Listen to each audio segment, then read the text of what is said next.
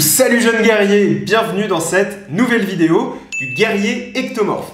La semaine dernière, on a commencé ensemble une mini-série sur les compléments alimentaires, on a parlé de la créatine, et donc cette semaine, on va continuer sur cette lancée, puisqu'on va parler d'un autre complément alimentaire qui est énormément utilisé en musculation, on va parler de la protéine en poudre. Dans cette vidéo, j'ai fait le choix de ne pas rentrer en détail dans ce que c'est que la protéine en poudre, donc on va pas parler de comment c'est fait, combien faut en consommer, laquelle faut acheter, les différents types de protéines en poudre, ce sera le sujet d'une autre vidéo. Moi, ce qui était important pour moi dans cette vidéo-là, c'était que tu comprennes pourquoi est-ce que les gens prennent de la protéine en poudre pour que tu puisses, toi, répondre à la question est-ce que tu as intérêt, toi, d'en acheter et d'en consommer? Donc, je te balance la petite intro et on est parti. Le guerrier ectomorphe.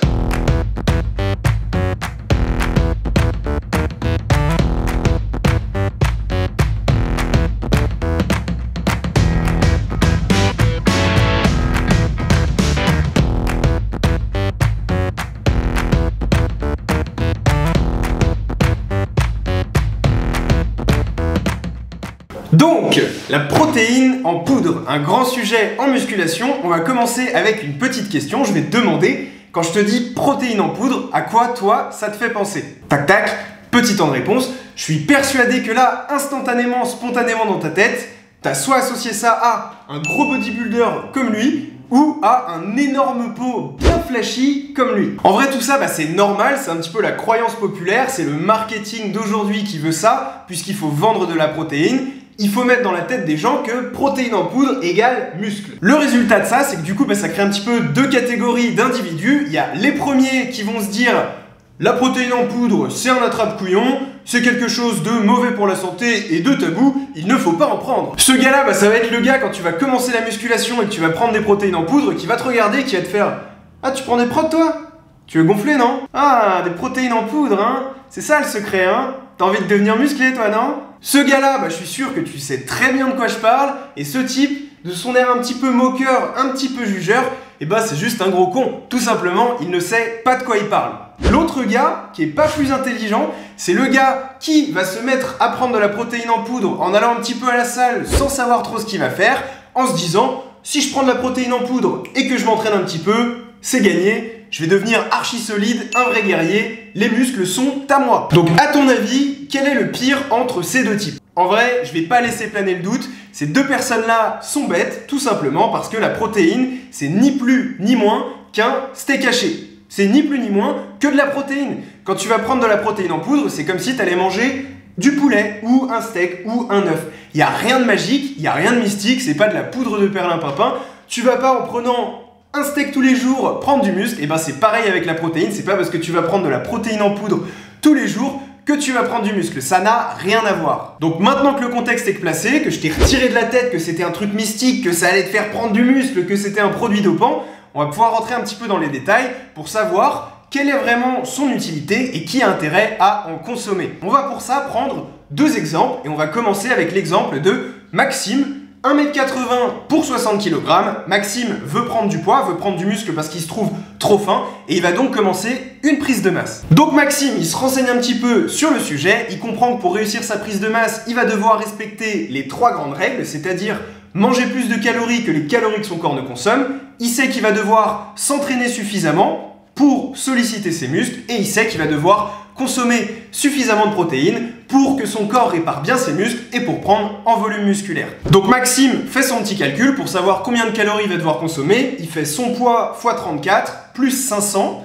il tombe sur 2540 calories et donc il sait que pour sa prise de masse, il va devoir manger 2500 calories tous les jours. Deuxième chose maintenant, il va calculer les protéines qu'il va devoir consommer tous les jours, il fait donc son poids x 1,8, il tombe sur 108 grammes de protéines. Donc en gros, notre cher Maxime, dans les 2500 calories qu'il va devoir consommer pour prendre du poids, il faudra qu'il y ait au moins 108 grammes de protéines. Donc généralement, quand on est en prise de masse, on essaye de faire 4 ou 5 repas par jour. Donc lui, il va avoir 108 grammes de protéines à répartir sur 4 à 5 repas, ce qui est assez facile. Sans trop faire attention, si tu te dis qu'à chaque repas, il doit y avoir un féculent et une source de protéines, que ce soit des œufs, du poisson, des steaks, des pâtes, du riz, de fil en aiguille, sans consommer de protéines en poudre, tu vas facilement arriver aux 108 grammes de protéines à la fin de ta journée. Et donc, la protéine en poudre ne sera pas forcément nécessaire. Maintenant, on va prendre un deuxième exemple. L'exemple d'Arthur qui fait lui aussi 1m80, mais Arthur il pèse 90 kg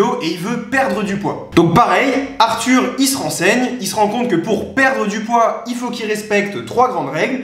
La première, ça va être de manger moins de calories que les calories dont son corps a besoin.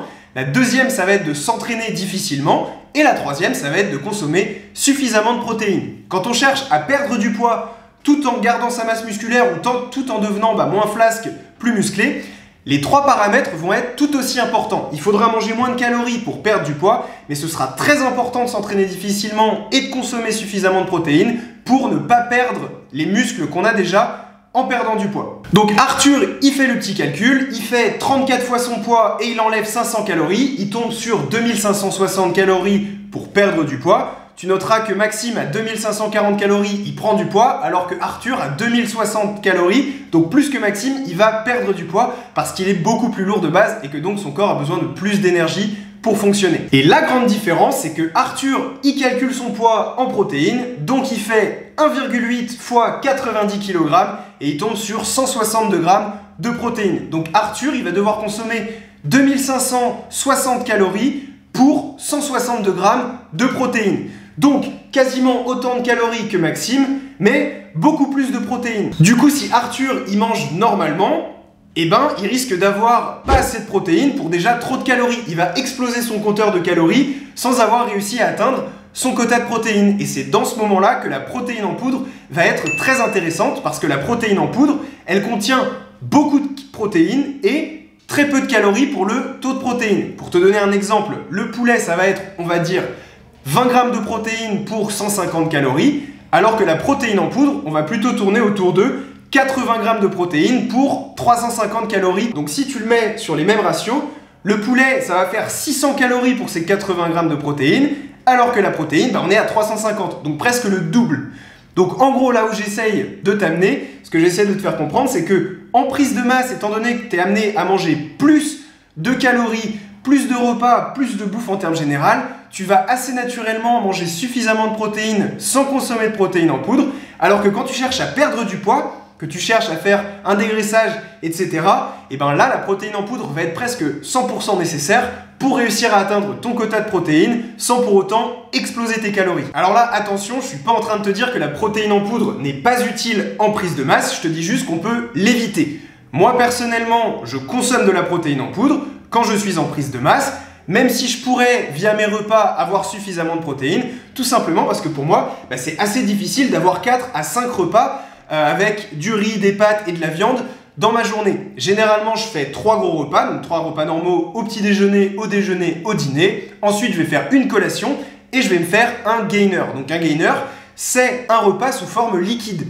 Et ce repas, si j'avais pas la protéine en poudre à mettre dans mon shaker pour prendre mon repas sous forme liquide, j'aurais quasiment aucune source de protéines puisque je mets des flocons d'avoine avec de la banane. Déjà, ça aurait pas un goût super top. Je pourrais rajouter du cacao qui est pas de la protéine pour le goût, mais au final, j'aurais pas mon repas rempli de protéines. Donc, la protéine en poudre, dans ce cas-là, si tu galères à manger 5 repas par jour, si t'as pas trop d'appétit ou si t'as pas le temps de manger ces repas, que tu préfères emporter un repas dans une petite bouteille, ça va être bénéfique et je te conseille d'en acheter, d'en consommer. Donc c'est tout ce que je voulais te dire dans cette vidéo. La protéine en poudre, c'est ni plus ni moins que de la protéine, au même titre qu'un steak, au même titre qu'un œuf, au même titre que du poulet, au même titre que du poisson. Il faut pas le voir comme un produit dopant, il faut pas le voir comme un truc de ouf. C'est tout simplement une aide pour arriver à atteindre ton quota de protéines de manière plus facile, de manière plus convéniente, de manière plus simple, puisque tu vas pouvoir emporter ton shaker de protéines partout, par exemple, et aussi de manière à atteindre moins de calories lorsque tu perds du poids. Tout ça, ça devrait être assez clair pour toi. Et puis, je te dis rendez-vous dans la prochaine vidéo sur la protéine en poudre, où là, on va parler donc qu'est-ce que c'est, laquelle choisir, les différents types de protéines. Comme ça, on va vraiment choisir ensemble la protéine pour toi, maintenant que tu sais si c'est intéressant. Donc, je te dis à la semaine prochaine dans une prochaine vidéo. Force à toi dans ta prise de masse, force à toi dans tes objectifs. Oublie pas de me mettre le petit pouce de guerrier sous la vidéo si jamais t'as kiffé et que t'as appris des trucs. Et puis moi, je te dis à très très vite.